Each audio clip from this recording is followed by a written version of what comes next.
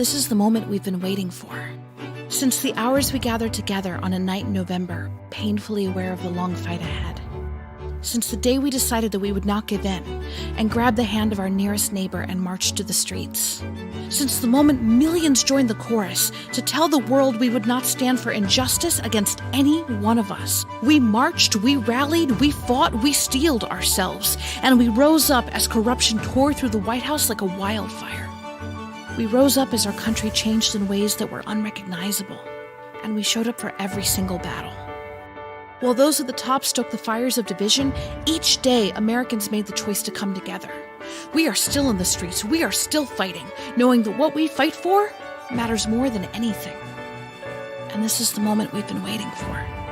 This is our opportunity to reject the politics of hate, chaos, division, and change the course of history. This November, we have an opportunity to elect a leader who will join us as we build an America for all. The moment where we grab our family, our friends, and show up to change the world.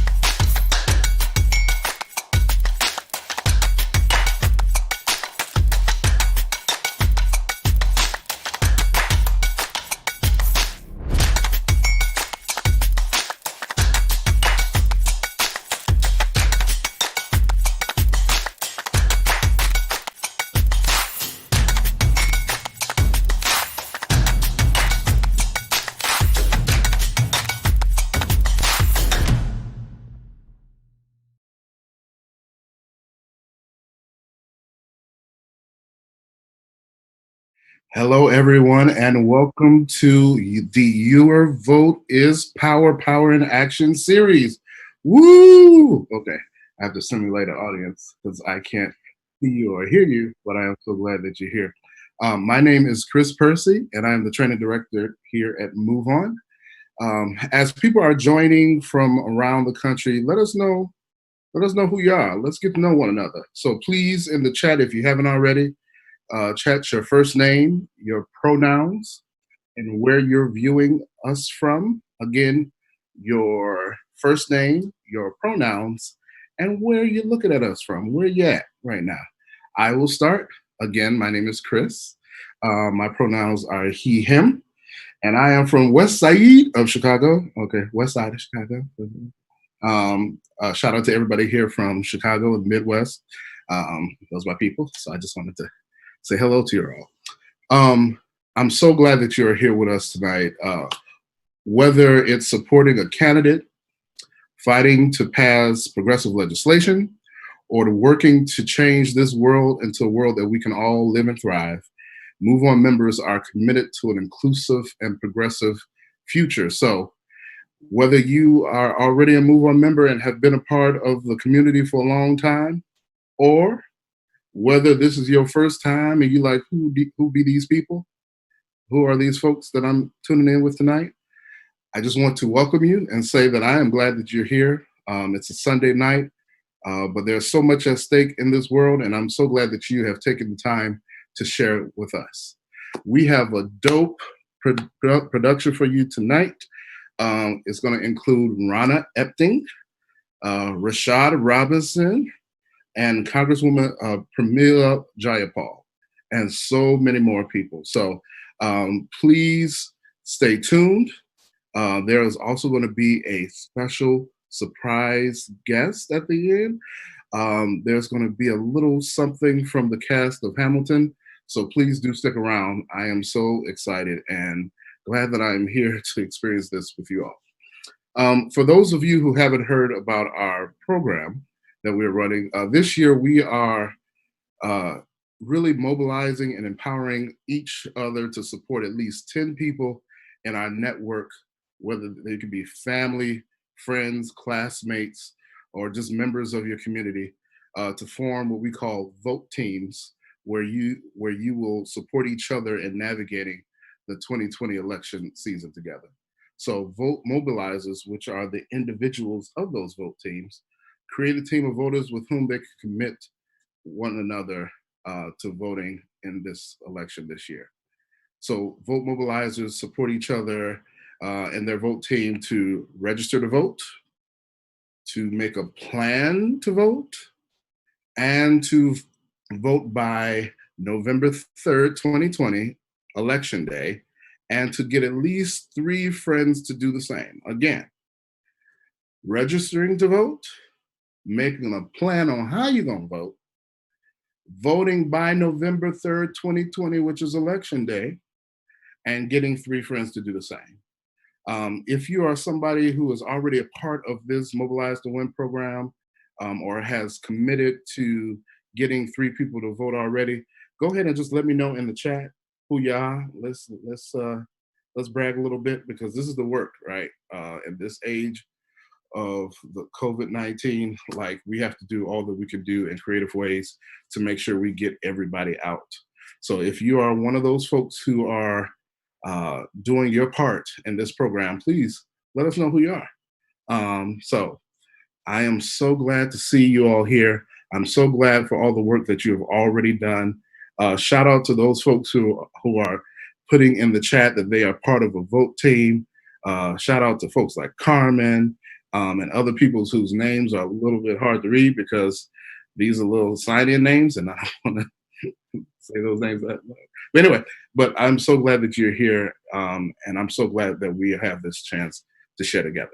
So with that, we're going to start getting right into the meat of our program, because I am so excited to get started with you. So first up, we have 2 amazing folks who are going to share with us. The first one is someone that we are very connected to already, somebody who is so connected to the Move On family, our fearless leader, Rana Epting, who is the executive director of Move On. She has been leading us so fearlessly and tirelessly through this year of 2020, where we've had so much to navigate. With her is Rashad Robinson, who is the lead spokesperson for Color of Change PAC, the nation's largest Black-led, volunteer-driven political force. In 2018 alone, the Color of Change PAC program, hashtag Voting While Black, brought together 15,000 volunteers and engaged more than 2.5 million Black voters. That's what I'm talking about. Melanin rich, sorry. Many new to politics, who are essential to achieving progressive victories across 10 politically critical states back in 2018. So I am so honored, so glad to sit and really listen to some really great guidance as we dig into this program. So with that, I would like to turn it over to our ED, Rana Epting, and to Rashad Robinson. Thank you so much, Chris. As the executive director of Move On, I'm so excited to be here with all of you this evening for our Your Vote is Power series. This is one of the most important elections of our lifetimes. I know we say that a lot, but I mean that with every bone in my body. This is so critical for all of us this year.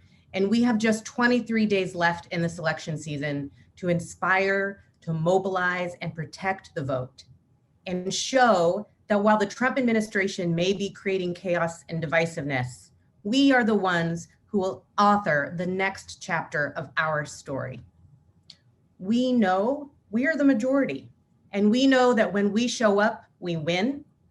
And our millions of Move On members have been showing up spectacularly to vote, to volunteer, to contribute to candidates, and to organize their friends, family, and communities to turn out the vote this election season. And with every passing hour, it is clear that Donald Trump is afraid he is losing. And from that fear, he is acting out in even more reckless and destructive ways. We know Americans are angry at his failed coronavirus response, angry at his unwillingness to support healthcare that is accessible to every one of us, angry at the layoffs rippling across our nation, and angry at his actions inciting violence and elevating white supremacists at every turn. This angers me. But I also see an America that is coming together and taking action, because we know that Donald Trump doesn't get to decide our future. We do. And that is a part of our story that fills me with more optimism and hope than I've had in a very long time. I believe that if we all come together at this pivotal moment in history, we will not only win, but we will win in a decisive landslide that will change the course of our entire country. And that is what we're talking about here tonight. That's what we're going to talk about every Sunday night on these live streams. And we're so glad to be joined with all of you. And I'm very happy to be joined with my friend Rashad Robinson. Thank you so much for joining with us in community this evening. I wanted to ask you, knowing what is at stake for all of us in this election, can you tell us what is making you optimistic about the coming weeks ahead? So first of all, Rana, thank you for having me. Thank you for all the work and partnership from the Move On community to Color of Change. You all have been one of our strongest and closest partners since the very beginning. And so I just want to thank you and Move On and all the members, but particularly you for your leadership over these last couple of years working together as we fight back so many of the things that are putting our communities in harm's way. You know, when I hear that question, I start to smile because I think about the all the ways in which the Color of Change members are showing up for the Voting While Black program. You know, the Voting While Black program is the sort of political extension of the Color of Change PAC, and it is focused on mobilizing volunteers all around the country to engage voters that we think about as high potential, but so many others call low, sort of low propensity. We focus on these voters because we recognize if we can expand the base, if we can expand the number of Black folks voting, we not only can win elections, but we can build the sort of coalition powerful enough to achieve the type of progressive change that is what elections and what electoral participation is all about for us. And so, you know, I am excited because our team has been in the face of a pandemic finding so many creative ways to engage. And so we've had these Black Joy drive-ins where we've been showing like creative movies in places like Georgia and North Carolina, movies that are connected to the Black experience, but also connected to joy, because our program at Color of Change is not rooted in everything we're against, but really rooted in what we're fighting for. And so we've centered that effort in Black Joy, which is not the absence of pain, but the presence of aspiration. And so when you lead with joy, there are so many different things that can be inspiring every day. But the thing I'm most inspired by is the way that people are showing up, the way that people are volunteer, the way that people are digging in, from the Black folks in our membership to the allies of every race. I believe we're going to win, and I believe the winning will be powered by the people. That is absolutely beautiful. And I see so many folks rooting in their joy, rooting in a sense of what's possible this election season, and knowing that it's not so much a vote against something, it's really a vote for an opportunity to organize on different terrain, an opportunity to build a country that is inclusive for all of us. So I'm so heartened by the work I'm seeing Color of Change members do and Move On members do in the last few months. You know, the Move On community, as you know, you are part of it. All of us are. We are regular folks. We live in every pocket of our country, from rural Virginia to downtown LA. We're a diverse community of millions of people of different race, ages, gender identity, geography, culture, and more. So Move On is doing the work to mobilize a multiracial coalition. And just this past week, we hit an incredible milestone where we had over 500,000 Move On members raise their hands and volunteer to not only vote themselves, but to make sure their friends and family members are coming out to vote as well. And in fact, one of the most impactful and radical actions we can take in an election season is to do just that, is to not just vote ourselves, but it's to also ensure those around us are doing the same, and we're helping them make a plan to do it. So Rashad, you talked a bit about how you're seeing Black and brown voters show up in this election. Can you say a little bit more about why it matters for us to do so?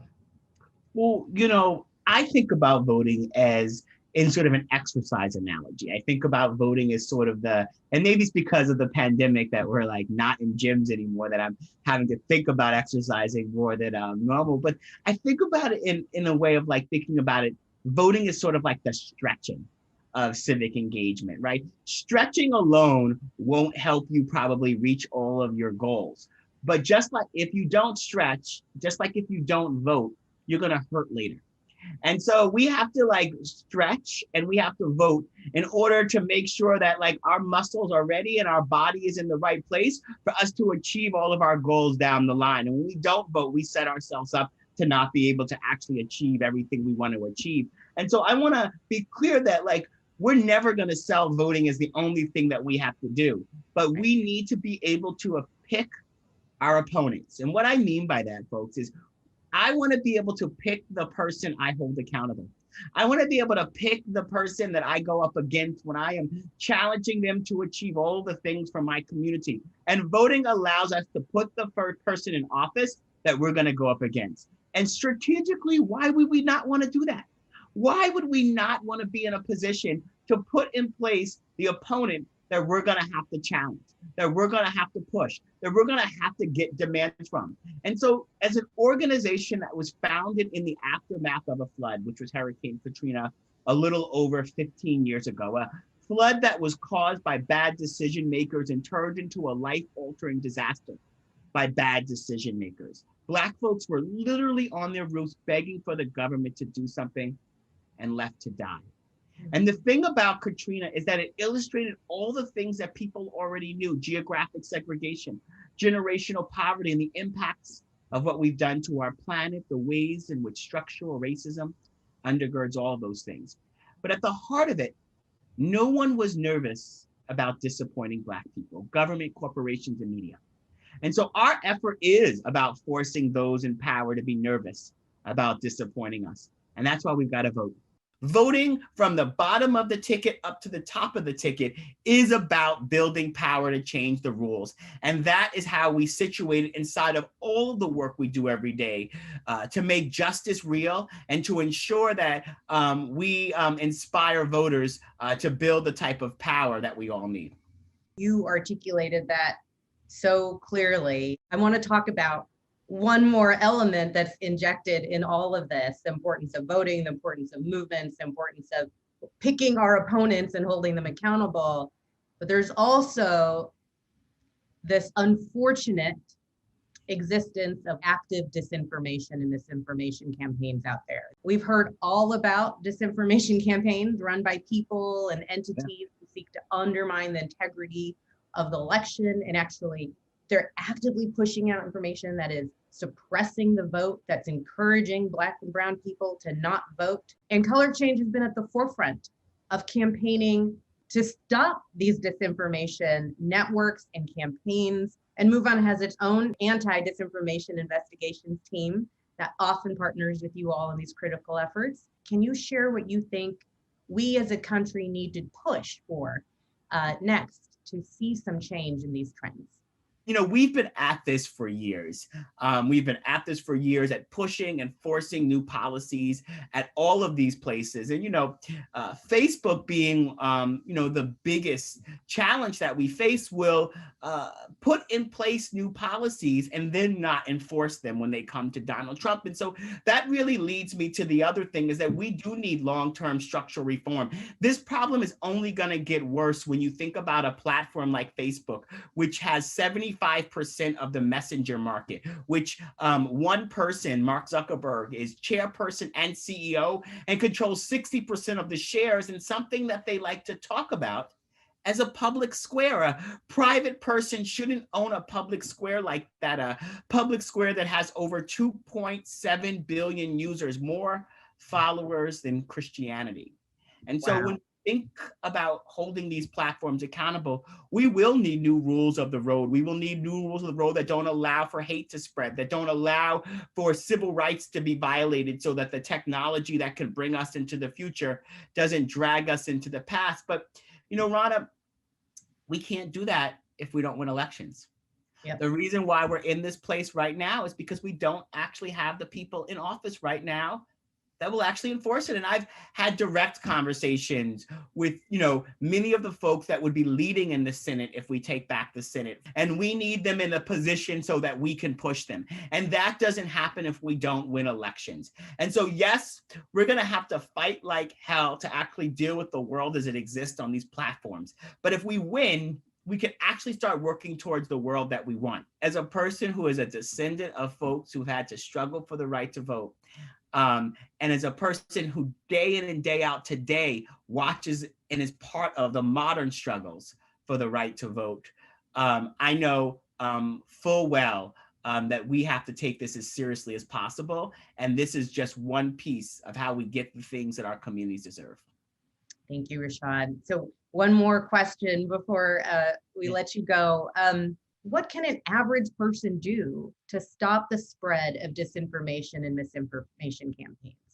I think that we all have to be vigilant. We have to highlight when we see these things and push back on social media. We have to share the truth, as much of that information on our outlets and platforms. We can't be afraid to be engaged in these conversations. One mistake that so many folks of good conscience who are on our side make is not wanting to be in these conversations, which can sometimes feel like conflicts, which can sometimes feel uncomfortable. But if we don't engage in the conversation, we let someone else speak for us. This is not simply about white nationalists and white supremacists putting out bad information. Yes, that is happening and that is true.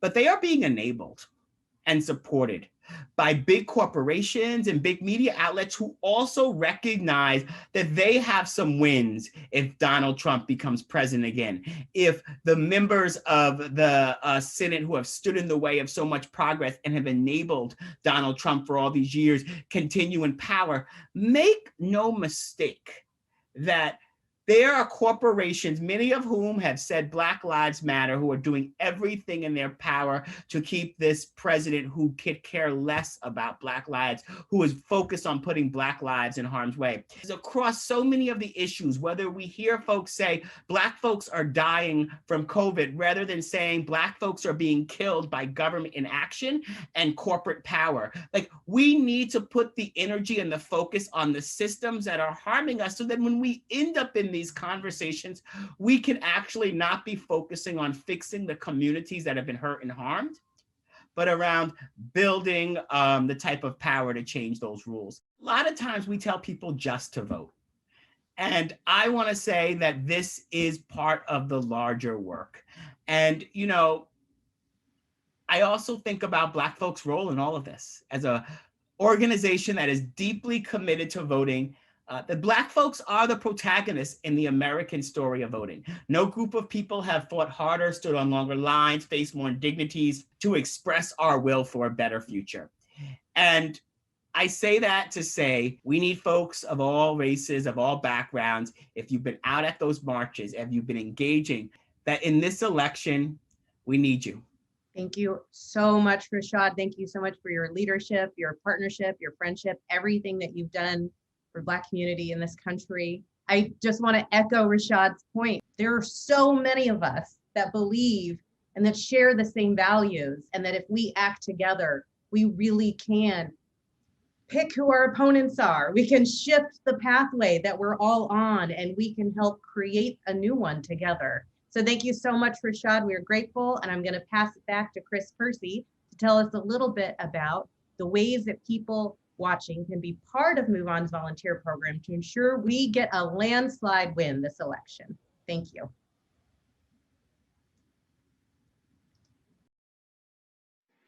Thank you so much, Rana and Rashad. I am so lucky that I get to be in an organization where I have proximity to such great folks, and I am so happy by your leadership and your dedication and your work.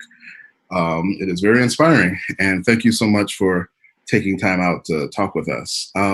Reminder for everybody who is here, if you're still here, go ahead and type in the chat that you're here, just to make sure that you're there, that you're with us, that you're with it. Okay, just type it on it. All right, there we go. Reminder, you can text POWER, that is POWER, to 668366 to help get 3 friends to vote and sign up to be a vote mobilizer at mobilizetowin.org. Again, you can text right now. Take your phone, okay? Text the word POWER to 668366 to help get 3 of your friends to vote and to sign up to be a vote mobilizer. You can go over to mobilizetowin.org. Such a great program, and we are just days away. Now, we're going to keep on moving, keep on going. I would like to introduce to you my wonderful colleague, Kenya Leon, who is going to take us further into talking about disinformation. She is a dope trainer and fantastic facilitator, come on, alliteration. And I am so happy that she is somebody that I get to work with on a regular basis. So with that, Kenya, over to you. Thank you so much, Chris. Go ahead with that. I'm so honored to be here, that I get to be around such amazing organizers and leadership and being part of the Move On community on the ground. So thank you so much. Like Chris said, my name is Kenya Leon, she, her, ella pronouns. I just want to take a moment and really just solidify for us what this disinformation looks like. We all learn different ways, so this is just an opportunity to present the information visually for those folks. So if you see your slides on the screen right now, one of the things that we're just going to start with is, what is this thing we call disinformation? How do we contextualize that? So when we talk about information in general, it's usually helpful to just talk about what that means. So if we break it down into different types of elements, we have the type of content that's being created. So what is actually the meat of what's being created? What's the motivation behind creating this content? And how is it being disseminated? So if you stick with us a little bit later, we're going to hear from Natalie that's going to break down disinformation on social media. So stay tuned for that awesome presentation. So misinformation is just that. It's information that's false, but it's not created with any specific malintent. So it's not meant to cause harm. It could just be something we misheard and we passed it along. So if we really think about information on a scale from no harm to harm and the purpose that we're using it for, that's kind of a good way to wrap around your mind about this stuff. So disinformation, on the other hand, is the purposeful dissemination of false information with intent to harm or mislead. So if we think about the different types of things we see, we could think about satire or parody, which I know in recent times might be hard to discern what's real, what's not real. So we're going to talk about that. So if it's something like Saturday Night Live, it's just satire, it's parody. It doesn't have an intention to cause harm, but it could possibly fool you, right? Because our news stories have been kind of crazy lately.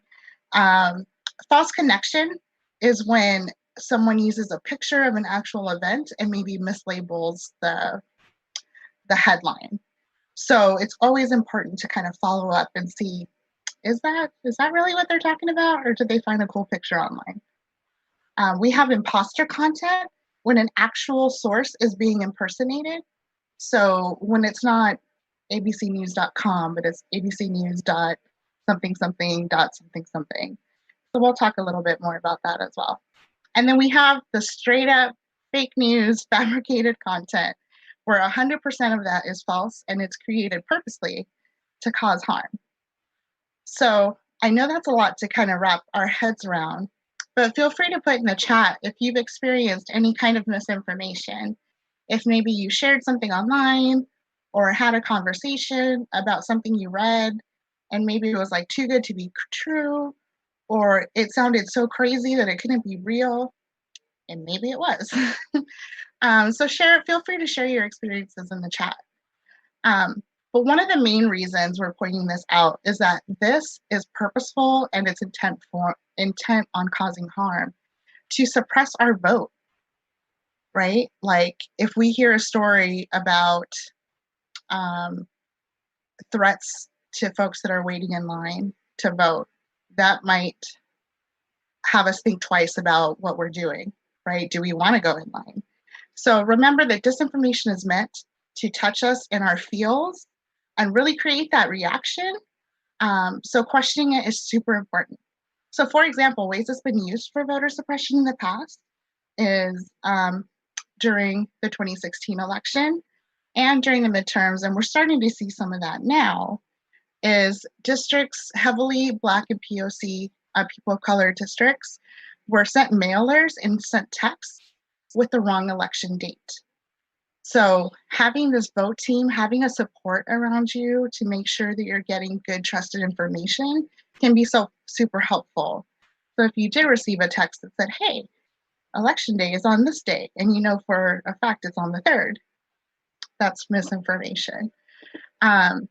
Also, propaganda about voter fraud. So we've been hearing this almost daily in the news from various sources. Remember that disinformation is meant to cause fear. So if you say something enough, people tend to believe it. So that's what the propaganda is. So this goes as far back as even into the segregation era, to force folks not to go out to vote. So we're still seeing that voter suppression is still alive and well. So keep an eye out. False information about a candidate to make sure that you kind of lose your motivation, because again, it's playing on our thoughts and our emotions. So again, let's make sure we're checking our sources. And we're going to talk about that in just a second. And intimidation. So we know that in 2018, the GOP was hiring folks to be at polling sites. And we even just had a similar incident in the previous debates about what that may look like. So understanding, having a plan to vote, understanding what the rules are, understanding what the legalities are around that can be super helpful, and voting with a friend. So always keep safety top of mind. All right, if we could go to the next slide. So steps to recognizing disinformation. So we have this really cool visual here as kind of a guide for us to look at and think about what we need to do before we share information. So if you get anything from today, besides these awesome interviews, is before you share anything, take a moment to pause, check it, read it, verify the sources, and then share. Because the best way we could battle disinformation is if we're also checking the validity of the information we're getting. And if we accidentally share, be able to have that conversation with folks and say, hey, that was a mistake, or I realized it was disinformation, so don't trust it. So one of the things is we want to make sure that we're checking the date, the author, and the source. So because we're in an election season, we're seeing a lot of things about the midterms and even callbacks to the 2016 election.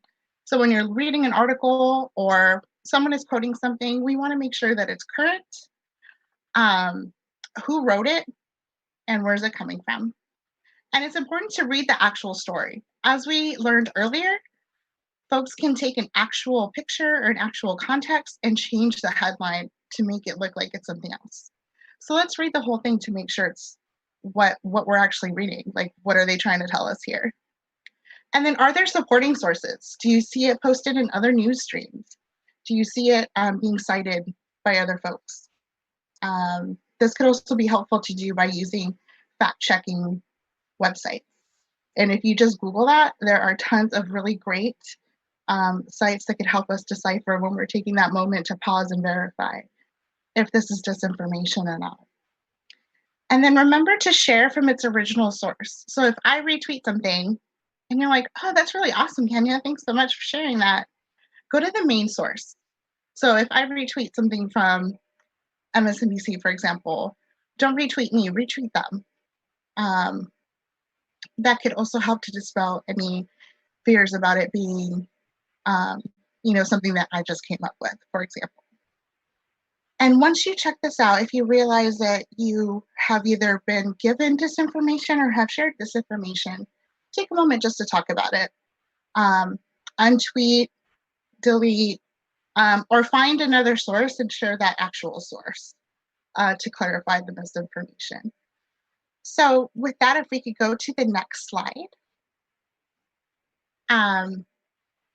Because there is a lot of confusing information out there, it's meant for us to have an emotional reaction.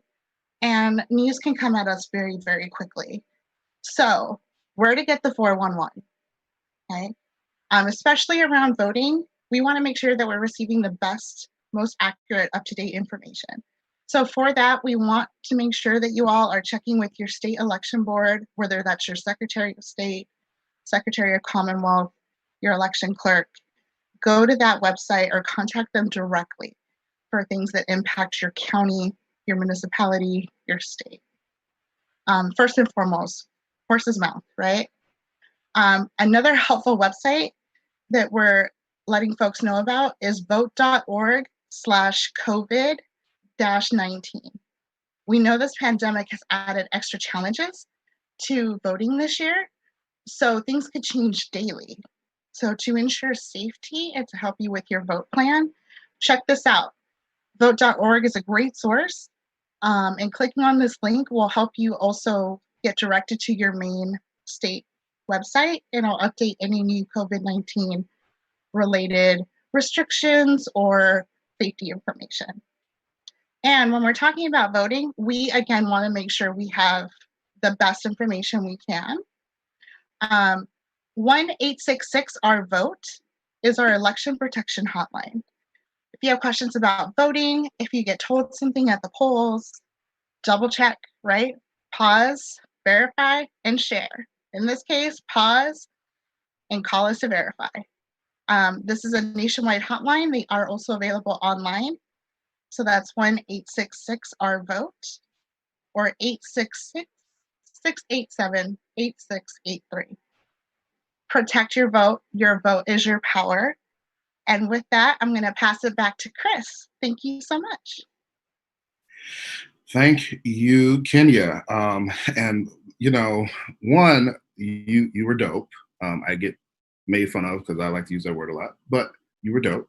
Second of all, the information that you shared is so on time and pivotal for the moment that we're living in right now, where there is so much doggone disinformation, misinformation, you information, me information. It's just so much that's out there. So we have to be very intentional about how we approach getting information, how we approach sharing information, to make sure that we actually verify information. Because we all got folks who hear half a story and then run and tell it like it's the gospel truth. And so in this day and age, it's so important to make sure that whatever you are putting out there, that you make sure that you do your due diligence to verify it as much as possible. So thank you again, Kenya, you dope. So next week, we'll have several special guests, including the cast from Hamilton, Bam, Bam, Bam, Room Where It Happens. Over the course of these live streams, we'll have several special surprise guests, including one of my favorite, Mark Ruffalo, Bam. So make sure that you RSVP at moveon.org/power-in-action to make sure you don't miss it, right? We're going to be doing these every Sunday leading up to the election, and it's going to be a really great place where you can come, get some information, get some inspiration, hear some things from folks that is really pivotal for this moment. I'm really excited to go in with you on that. So stick around to the end of our program tonight, because you're going to get a treat for a never before seen video from the Hamilton cast, sort of to get you ready for next week. I'm so excited about that. And again, if you are still with us, go ahead and say, I'm still here, y'all. Go ahead, type it in there. I'm still here. I'm still here. Bam, bam, I'm still here. Great. Now let's hear from one of our amazing Move On members, somebody who has a really special place in my heart, who helped make everything we do here at Move On happen. So take it away. I didn't vote before. I didn't know really, much about voting. I never really took the interest about it. Even though I knew about so many things that, happen in America, through personal experiences that I've had about things that have impacted me and how voting plays a huge role about, violence and healthcare, and even as a woman, the things that we need and how our vote matters, how the people that we put in, in Congress have a tremendous, role to play in America. And we're the people here in America who vote, and we put them there. And if they're having the discussions around the laws and the policies that take place, and if they're unjust, then we have the right to not vote for them again.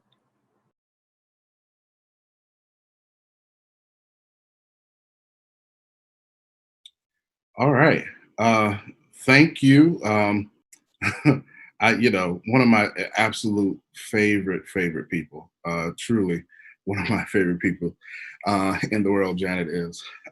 Thank you, Move On members, for all the work that you've done, been doing, have done, will do, and volunteering to make this world a better place for not only us, but the generations to come. So my hat always comes off to you who take time, like you're doing right now, to get more information, to hear more information. I am humbled by you.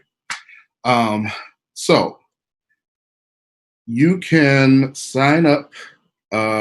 Again, you can text POWER to 668366 to help get 3 friends to vote, and to sign up to be a vote mobilizer at mobilizetowin.org. Again, you can text POWER to 668366 to help get 3 friends to vote and sign up to be a vote mobilizer. If you're gonna get your 3 friends, now don't lie to me, y'all, because I don't lie. All right. Now, if you're gonna get 3 friends, go ahead and let us know in the chat that you're gonna get those 3 friends, because it's like we're just a few weeks away. Folks are already voting. I live in Illinois. I have already cast my vote on Friday. So like we're here. This is the moment that we have been looking for, waiting for, praying for, asking for, wishing for, sleeping for, like all that stuff.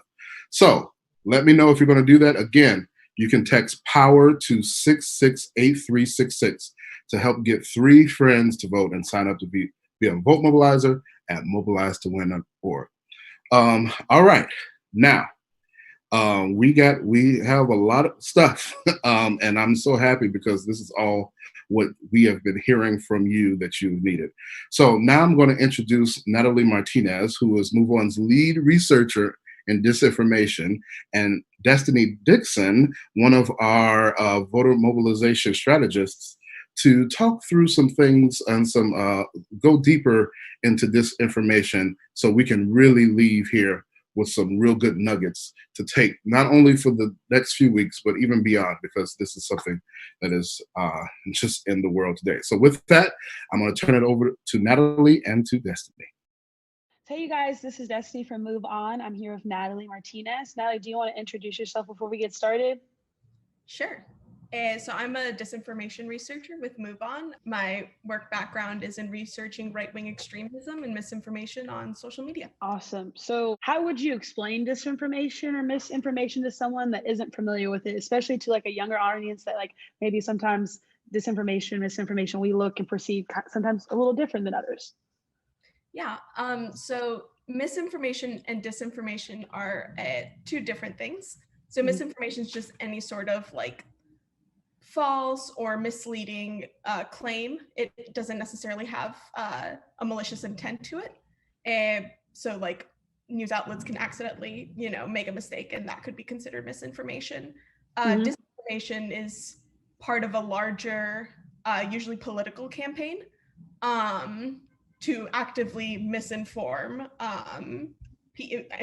users and reinforce different political ideas. What if somebody like isn't smart enough to not believe disinformation? Is that something like we should even be worried about? Like, how can we be aware of these things? So definitely not. That's, I think, like things Like whenever I talk to people who are like just learning about misinformation from like progressive people who are just learning about it, like they usually think like, oh, like why do people fall for this? It looks so stupid, like a piece of right-wing misinformation, let's say. But the point of like disinformation campaigns isn't to just like trick you into, it's to trick you into believing something by exacerbating your anxieties. Gotcha. Like with a lot of right-wing misinformation and disinformation, it preys on racist anxieties. And we get like so much anti-immigrant content, that sort of thing. So like, how can we like you're kind of starting to talk about like, so where is there certain target areas of disinformation? Like are there certain areas or topics that are usually directed towards young people on this, or just in people in general, especially when it comes to campaigns and everything like that? Yeah, there are lots of different disinformation campaigns that can target lots of different people. When we look at campaigns that are targeting younger, progressive voters, people of color, and especially Black voters, a lot of that disinformation is intended to depress voter turnout or to basically divide people from voting like under a Democratic ballot, if that kind of makes sense. So it preys on some like genuinely real information, but exacerbates claims around that in order to discourage young people from voting and from people of color from voting. So like, what are some good examples of disinformation during like this election season?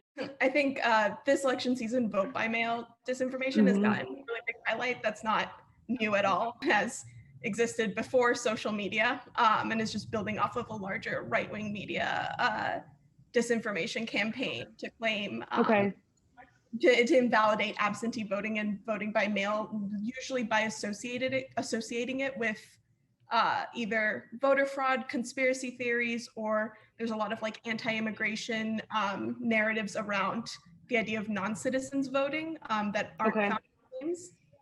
So that's been a big highlight this season. I think the most important thing is to proactively put out good information and to make sure that when you're viewing something, that it actually is good information. Like there's a lot of people I know, like young people who are very trusting of all the information they see if it's coming in like a visual format that makes sense to them, if it speaks to like their visual language or looks like a good piece of content, if that kind of makes sense. So actually interrogating like what something is saying, making sure that the source of that information is good. So like a big thing I think that's been popping up a lot are like Instagram stories where people are constantly sharing like these album slide decks of different issues, and actually just going in, making sure that the handles you're sharing are legitimate sources of information, that they're properly citing sources of information, and making sure that in trying to proactively spread good information, you're not accidentally spreading misinformation. So what is something about disinformation that you wish people understood better, especially right now during this election season? I think the most important thing, and the thing pretty much everyone, myself included, as someone who does nothing but look at disinformation all day, still fall for, is sharing before checking your sources. Not just check, like making sure this claim is true, but making sure you're sharing a good source of information and you're leading people to a good source of information. Like you don't want to be sharing something that's bad, like you like it goes viral. Right, totally. So just like honestly Googling sources, looking into it if it's someone you've never heard of. Like how can we go and check sources, right? Like if I'm going on the internet, I'm like, okay, before I like repost this about, let's say absentee ballots in my state of Oklahoma, where should I be looking? Like, should I just be doing simple Google searches, or should I be taking really, 10, 15 minutes before I, share a post? I think like on a basic level, just Google searching like an actual claim or something and seeing if you can find a legitimate source through Google that can verify that. Usually like works most of the time. If it's something more like if it's something that's based on like information based on a really specific locality or region, it might be harder to verify that information. So taking the extra time is definitely worth it. But yeah, it's something that like social media is just made for people to react emotionally and share things really quickly. And for sure. It's like a right, exactly. So just share, tweet. Right, no, totally. So it's really important we can like pause and not just always react to things and make sure that what we're sharing is good. Thank you so much, Natalie, for talking with us about disinformation, especially right now during the election season. And you, like you said, you touched on it. Fact checking is the biggest thing, and using Google is always our friend. So thanks, Natalie. No problem. Thanks, Destiny. Thank you so much, Natalie and Destiny. That was amazing information. And props to y'all in the chat. I'm seeing a lot of great questions and people saying that they're checking their sources. So that makes me excited. And it makes me excited to do this next bit with you. Chris and I are going to play a game. Who wants to play with us? Type in the chat if you're ready. Let's see if you soaked in some of this information. So we're going to play this or that. And here are the rules. We're going to show you some slides, and some of the slides might have information that is true or might have some disinformation. So just remember, the purpose of this is to show how easily disinformation is shown in social media. So don't run off and start tweeting that move on showing you disinformation. That's not what we're doing here. So in order to play, I want you all to type 1 if you believe this is true information, or type 2 if it's false. Are you ready, Chris? We're going to learn through this together. Yeah. All right, let's start with our first one.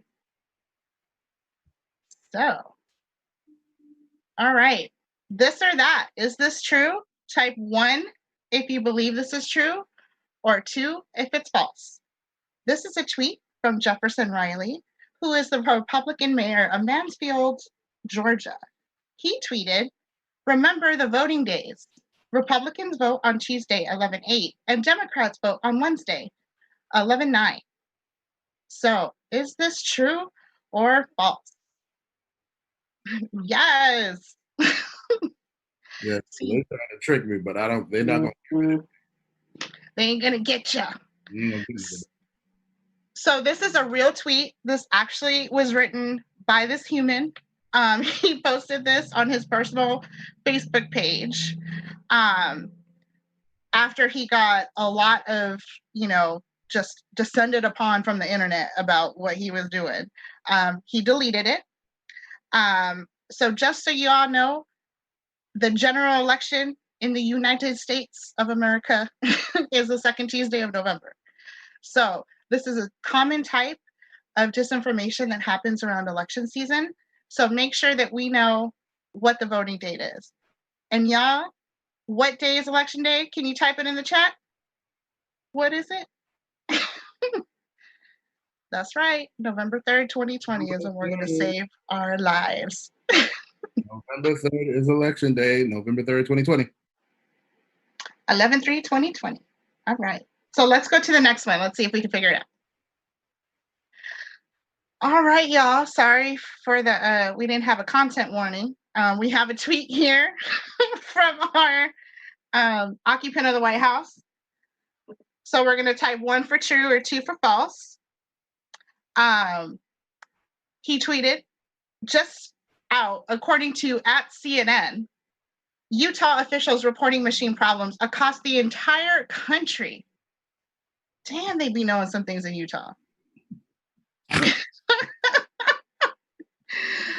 All right. So 1 or 2. All right. Seeing a lot of 2s. I'm going to take a guess and say 2. You would be correct. Damn.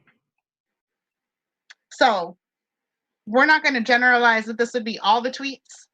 However, we're just going to say you want to take into account that where we're consuming information, we want to pay attention to the language, right? Consider the source.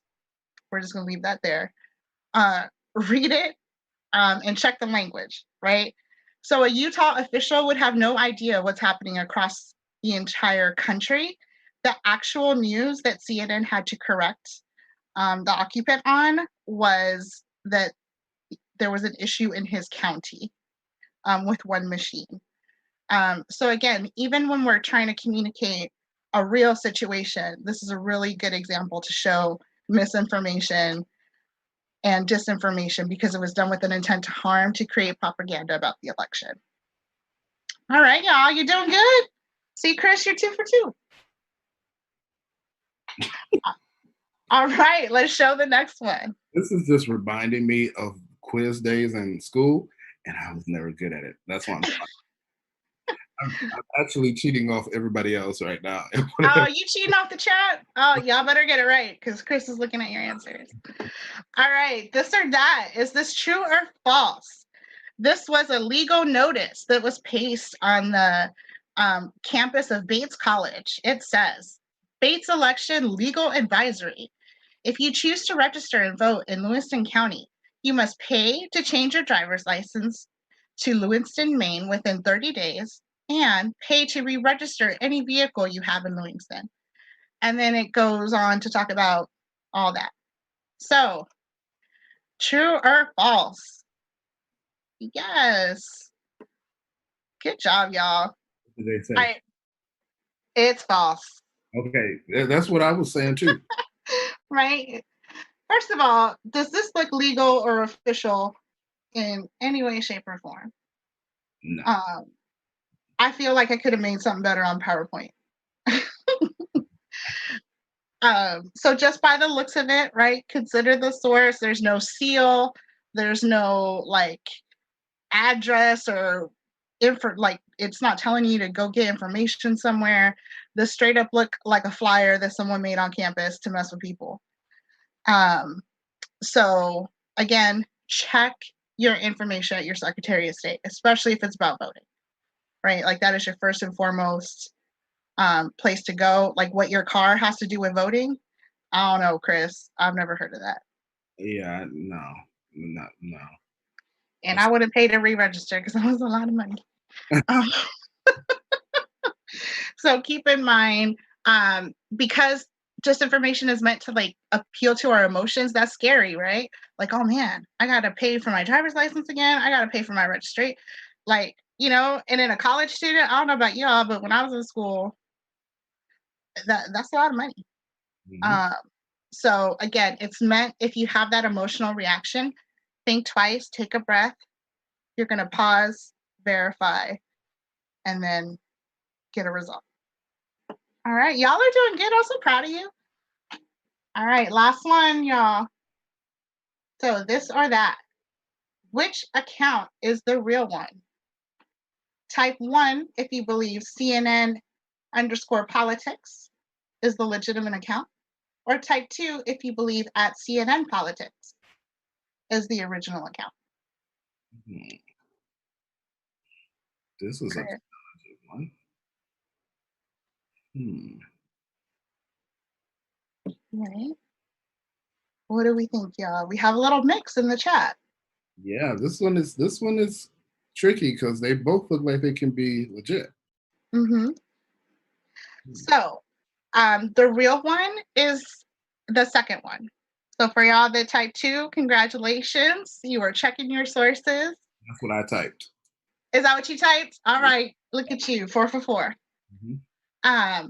So it's important to note that this is an easy way for disinformation to happen. There are a lot of like bot accounts or fake accounts that mimic actual real accounts. So CNN wouldn't have to have an underscore, like there aren't multiple CNNs. So if you actually type this in Twitter, it will show you that it's a suspended account. So this account started tweeting false election results in Florida, and they got suspended from Twitter. So always check your sources. That's why we talked about tweeting from like the actual home account. Check the followers. Like CNN Politics was only around for 6 months. I think CNN's been around for longer than that. So use your cues. Think about what you're tweeting. Pause, verify, and then share. So, Chris, I'm so proud of you. You got all of them right. You know, and this was super fun. You know, I wish this could have translated to my regular educational career because it would have gone better. But thank you. I do try. You did a great job. And I'm super proud of all our folks in the chat. You did a great job. And I hope, again, this shows like how easily we can just take a moment to pause and share, verify before we share. Thank you all so much. Thank you so much, Kenya. And thank you all for engaging in this quiz. I hope you got more right than I did, because I really did just look at other people's stuff. But yeah, like it's so easy to be misinformed in this season of the world that we live in. So it's really important to do our due diligence. And I hope that quiz was a fun way to sort of just solidify some of that learning for you. If you're still with me, let me know that you're still here. Now, I'd like to introduce Congresswoman Pramila Jayapal, representing Washington's 7th District. The Congresswoman is the first South Asian American woman elected to the U.S. House of Representatives and one of only 14 nationalized citizens currently serving in the United States Congress. Additionally, she's going to be talking with Reggie Hubbard, dope man, MoveOn's Congressional Affairs Liaison, and then back over to Destiny Dixon, who is just really great in all that she does. So with that, I'm going to turn it over to them so we can get into the meat of the conversation. Hello, everyone, and welcome. Reggie Hubbard here with MoveOn's Congressional Affairs Liaison and also Senior Political Strategist. Also here with Destiny Dixon and Congresswoman Pramila Jayapal. Destiny, please introduce yourself to everyone. Yeah, so Destiny Dixon, also MoveOn as a voter mobilization strategist for the election season. So, yeah. And we're delighted to be here with progressive champion, superstar, Congresswoman, leader of the progressive, co-leader of the Congressional Progressive Caucus, Pramila Jayapal. Congresswoman, welcome. Always good to see you. Miss seeing you in person, but happy to have you virtually. Thank you, and sending you lots of love, Reggie and Destiny and MoveOn members. This is our time to bring our power out. Yes, absolutely. It is a time. So you've written about politics and how it affects, political change specifically for women of color differently, and how, particularly there's kind of a disconnect with politics, with the blind esteem of white supremacy and with our current president right now. So how do you think voting in the election will change the lives of people of color, especially young people as well? Oh my goodness. Well, this, everything's on the line, Destiny. And look, I know that politics doesn't always seem like something that's going to help everyone. Sometimes there are folks out there who feel frustrated with the system. That's why I got into the system, because I was frustrated and I was determined that we were going to take it over and make a difference from the inside. But this president is a racist, xenophobic, constitutional destroying president. And for folks of color, if you look at income inequality and racial wealth gaps and the things that this president has done to transfer money from Black and brown folks and indigenous folks to the wealthiest in the country, you look at COVID-19, the thing that is right in front of us today, with Black folks dying at crazy rates because they're not getting access to testing or healthcare or treatment. And this president is trying to take everything away from folks that we even have in front of us. Look at voting rights, the ability for folks of color to be able to vote. This president is trying to suppress voting and change the courts by appointing not only Supreme Court justices, but all the way down the court system, appointing justices who are going to skew the courts to be unfair towards folks of color and who aren't even rated as competent. So voting is your voice. It is your power. It is the one thing that nobody can take away from you unless you give it to them, unless you say, I'm not going to vote. And then you're giving away that power. But if you vote, then we can get a different administration in, and then we continue our fight to push for justice for everyone. Absolutely. And thank you for that. Like I said, we get a new administration and we can start pushing for that real active change. And Reggie has the next question. Thank you, Congresswoman. Yeah, and Pramila, as you know, that people of color are turning out in record numbers already. And in many ways, it's the best of times and the worst of times, right? So people of color are turning out in record numbers, and there are so many disinformation campaigns happening to try and dissuade folks, especially Black men, to vote for Donald Trump. How would you say the lives of people of color would be different under a Democratic Senate? Well, the things I mentioned, I think are right there, right? If we get a Biden administration, the House already passed DC statehood. I mean, you talk about getting Black folks the right to vote in DC. I mean, everybody, but a lot of Black folks who don't have the right to vote in DC. Puerto Rico, making sure that we pass the John Lewis Voting Rights Act to shore up the Voting Rights Act.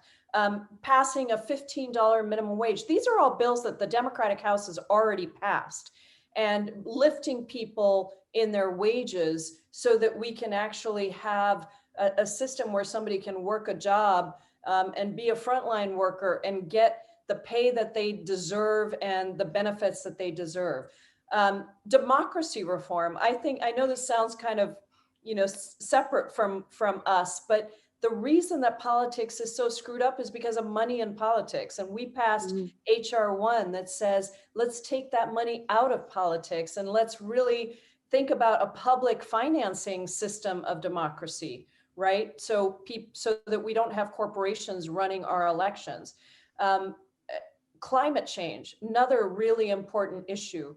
That Black and brown folks and folks of color in general are always on the front lines of the burden of climate change, with asthma rates, with toxic housing conditions, no clean air, no clean water. So all of these things are things that we have already said, we've already passed in the House, and that Joe Biden has said he will absolutely move forward, including marijuana legalization, by the way. And the expungement of convictions is we got to do some more work there, but we would make a significant movement towards the most progressive agenda that we've seen in recent history with the Biden administration.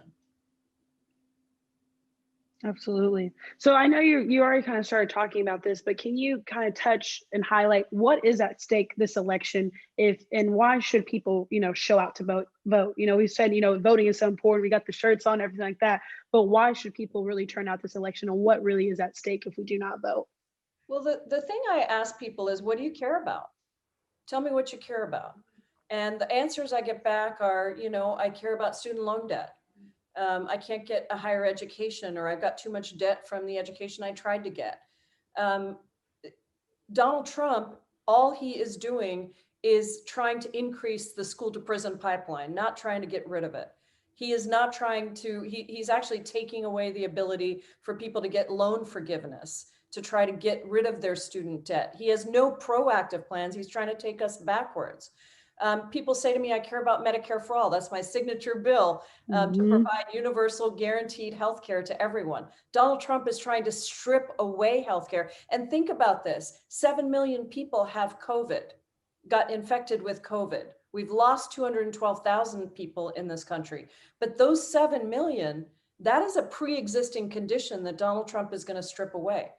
Black women, how about control of our bodies? Donald Trump wants to take away any control for women of all races to have control over our bodies. But we know that women of color in particular face burdens of not being able to make the choices that they should be able to make. So on everything that you care about, look at what this administration has done and recognize that their goal is to keep people of color out of our democracy, out of our justice, out of obtaining justice for ourselves, and out of being able to actually control our lives and our destinies, out of liberating us. And so the vote is our way to fight back against that. And if you vote, and you vote early, and you put that ballot hopefully into a ballot box if you have access to it, then we deliver a big win, and hopefully we deliver it on election night or very soon after election night, so the Trump administration can't play games with the results. Vote early, absolutely, yes. Get it in, get the ballot, get it. You can do it. Vote early. Yeah, and I just want to second that. I got my application today to be an election judge. So if voting, if you want to be super citizen, voting is cool. But you can also apply to be an election judge in some districts already, so get involved. Our civic engagement can go past voting, right? So vote tell others to vote, and if you have a little bit more energy to spare, Co-worker. you can be a poll worker, right? So like given by virtue of my leadership, like in the movement, I signed up to be a poll worker to be like, hey, it's not just enough for me to vote. Like I talk about voting all the time. How can I take this one step further? So for some folks who are voting for the first time, yay, cool. But for those of us who vote as a matter of course, we need to take it a step further and get involved in the process, because let's just be honest, like the Trump administration is trying to make this, like they're playing games with our democracy. And so we need to show up and show out and be like, nah, homie, we ain't going for this. So pardon the editorializing, but y'all know me. And I just had to put that out there. No, and Reggie, if I can just say, I just had 60 high school seniors sign up to help turn out folks to vote in Pennsylvania and elsewhere.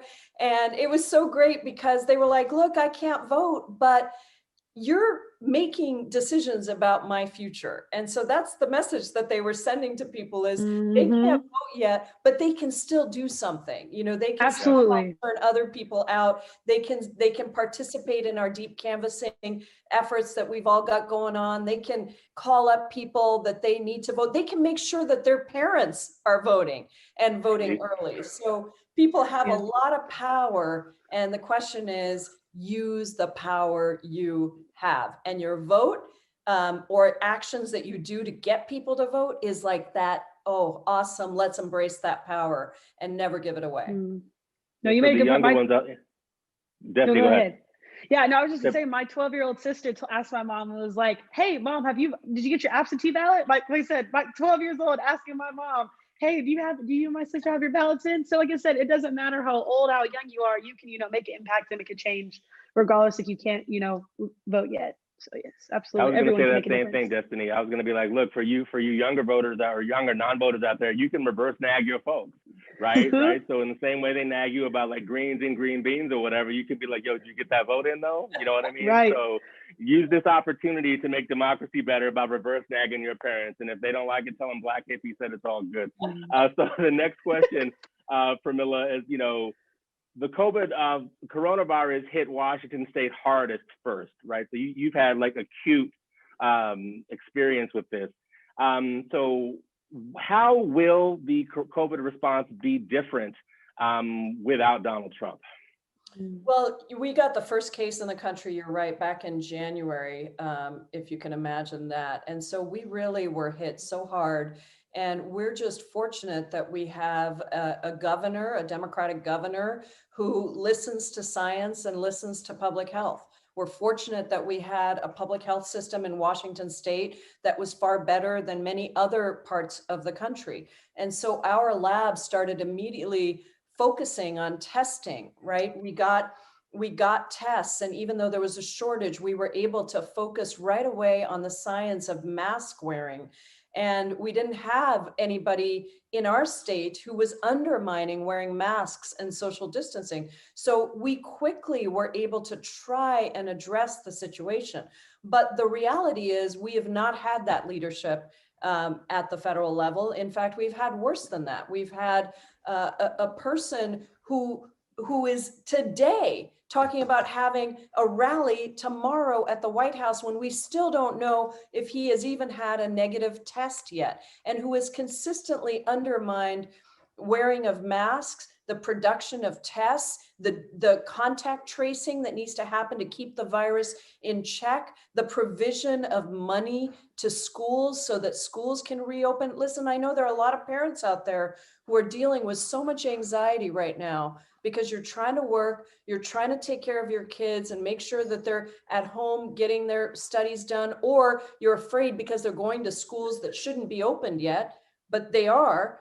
And so all of this is, if we have a new president, if we have a President Biden that actually takes COVID seriously, takes the virus seriously, and gets relief to people so that you can pay your rent and your mortgage, so that you can get your health care, so that you can make sure that your kids can go to school, the teachers are protected, rental assistance, mortgage assistance, student debt cancellation. These are all of the things that a Democratic administration would do to take the virus seriously. And I think we in Washington State have been able to do some of it, but without federal assistance, we are really hurting.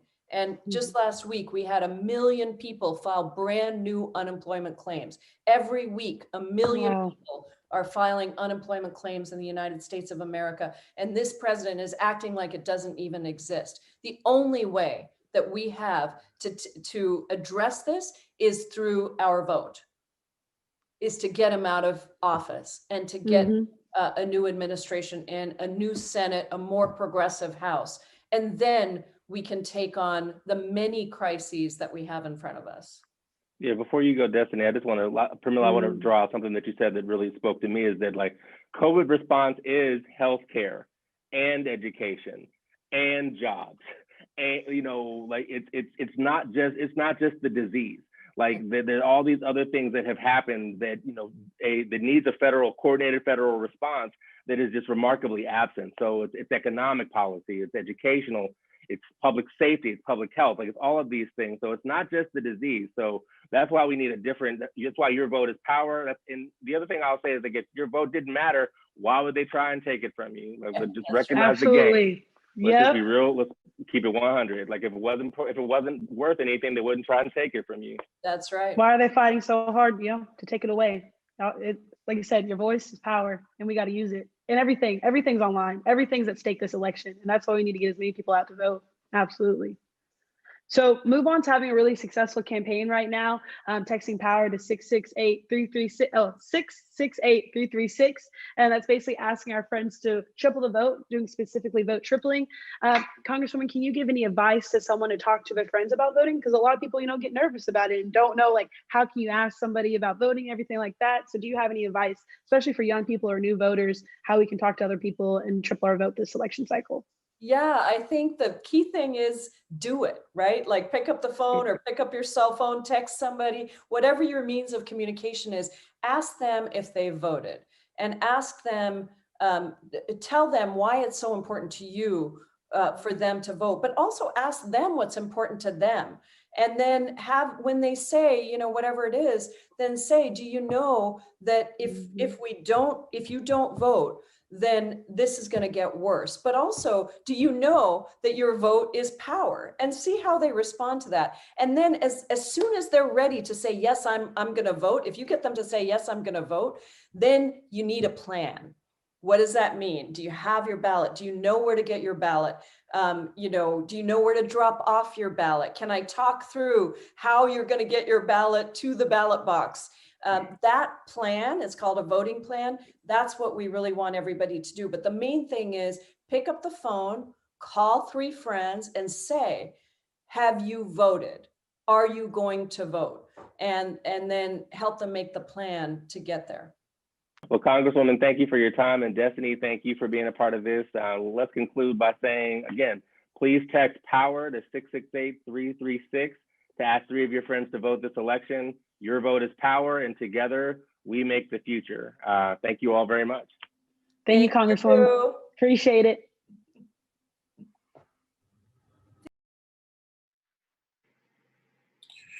All right. That was dope. that was dope. Thank you so much to the Congresswoman. Thank you so much to Reggie, and thank you so much, Destiny, for going in I'm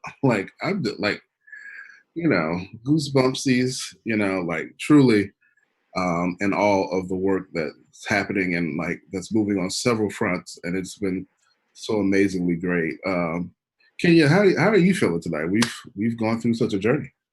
I love this. First of all, I'm kind of sad I didn't wear my vote shirt. I feel left out, but that's okay. It was amazing. For y'all that have seen me before, I just totally fangirl for the Congresswoman. So I was just listening on pins and needles. So I love it. I feel like this has really given me some new energy to go out there and mobilize my folks. So I'm ready. Y'all ready? Type in the chat if you're ready. That's right. Because I'd be ready. I know that's not good English, but you know what I mean. We be ready. We stay ready to be ready. That's right. Because if you be ready, you ain't got to get ready. And if you stay, okay. Well, anyway, you get what I'm saying. So we, thank you all for joining us tonight. We will have surprise special guests every Sunday through the end of the election. Every Sunday, we shall have surprise special guests. So keep coming back each week for more fun conversations. You can RSVP at moveon.org/powerinAction and bring your friends to the chat too. Okay, like don't just be sitting there by yourself watching us and getting all the goodies. Make sure you invite some friends. And again, next week we're going to be hearing from the cast of Hamilton, and I'm just like, I am so ready for that. A reminder to you that you can text POWER, POWER, to 68366 to help get 3 friends to vote and to sign up to be a vote mobilizer at mobilize2win.org. I'm so used to saying mobilize2win.org. So with that, we have saved the best for last. Come back next week to see an interview with the cast from Hamilton on our live stream, and stick around to watch never before seen Hamilton performance after a special message from the cast. So stick around. Thank you so much for joining, and I cannot wait to see you next time at the same place, same time this next Sunday. And with that, thank you all. Yeah. Bye. Stay tuned. Voting is important because everything that you hold dear, your friends, your families, your community, your dreams, everything that you expect out of this country hinges upon your voice. It shows officials who will hold them accountable. And show them that we matter and we demand change. Change in the areas that need changing. To fix what is broken and to uplift and highlight voices that aren't being heard. I consistently lean on and learn from the Black artists and friends in my life, and I feel it is especially my duty to them to vote for leaders that will recognize their rights. It is one of the most crucial ways we can have our voices and our opinions heard and recognized. It is the most powerful tool we have to make a difference, not only in our lives, but the lives to come. Young voters especially, because we make up half of the voting population. Now is not the time to be still. It's not a moment to sit and watch our country suffer from environmental issues, economic issues, gender, LGBTQ, and racial inequality, among countless other issues, and do nothing about it. Action is the ultimate confirmation of belief. People who look like me fought and died so that we would all have the right to be able to do so. It's a tangible way to combat systematic racism by voting for elected officials who believe in equality for all people. My ancestors fought to be a part of this democracy, to be seen as human and to have the same equal rights as everybody else. So many people have fought and died for your right and their right to vote. So take pride in that and make sure you're exercising your right to vote at every opportunity possible. We are democracy, not a monarchy, and we are not going back. Continuing to vote is the only way to fight disenfranchisement and to ensure that your own individual voice, which is so important, is heard. You might be just sitting at home thinking, oh, I already know the outcome. I don't need to vote. Enough people are going to vote anyway. But for all you know, 1,000 other people could be sitting at home thinking the exact same thing. We might think, I'm just one person. How can I really make a difference? Collectively, our vote empowers us to install people into leadership who align with our values and our vision for the country. My vote is my voice. It's how we make our voices heard to build a better future for our country. It's my way of holding my voice accountable. Because if I don't, there's no way I can look myself in the mirror. We get to exercise our right and use our voice to make America a better place. I vote for my familia in Puerto Rico. I vote to end mass incarceration and police brutality. I vote to keep the arts in the schools. And I vote to get to see an America where everyone's treated equally, no matter where you come from, what your gender is, who you love, or what the color of your skin is. It's your right as an American citizen, and you want your voice to be heard, and you can make a difference on how this country is run. Every vote counts. It's our constitutional right. So let's change the world. Yes, we have so far to go, but it begins with your vote.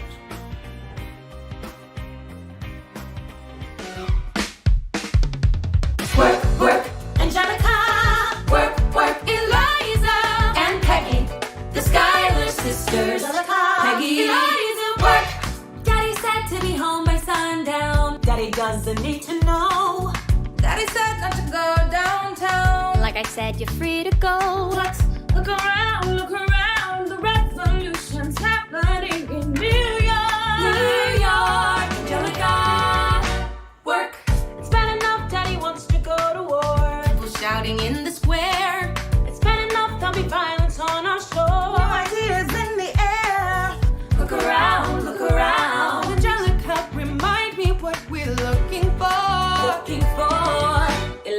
I'm looking for a mind and work, work. I'm looking for a mind and work, work. I'm looking for a mind and work, work. Whoa, whoa, whoa, work, woo. I've been reading common sense, my time is pain. Some men say that I'm intense or I'm insane.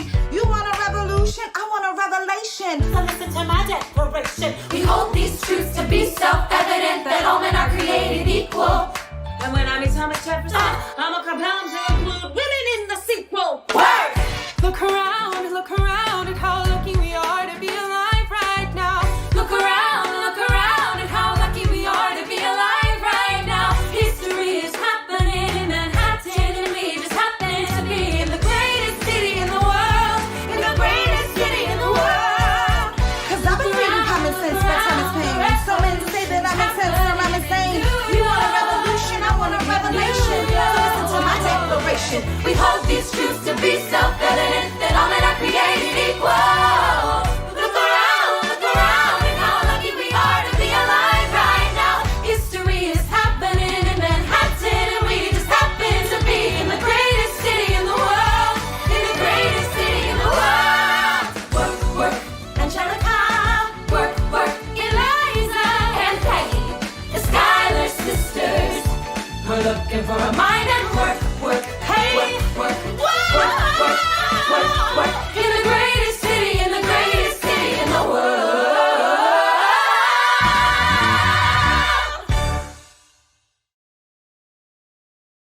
Elections matter. Justice is on the ballot. Justice is on the ballot when 1 in 5 mothers has hungry children. Justice is on the ballot when millions of people just lost their jobs, many of whom did not have paid sick leave, paid family leave, many of whom don't have affordable childcare. Justice is on the ballot when we look at the disparities around whose children and where they're living geographically have access to broadband to be able to be educated at home, much less have a laptop. Justice is on the ballot when you look at the disproportionate number of African Americans and Latinos who have been afflicted with and have died from COVID-19. Justice is on the ballot when people in our country are struggling like they are right now. So we got to get everybody out to vote. We got to take back the Senate. We got to retain our majority in the House. And we need to win the White House and elect Joe Biden.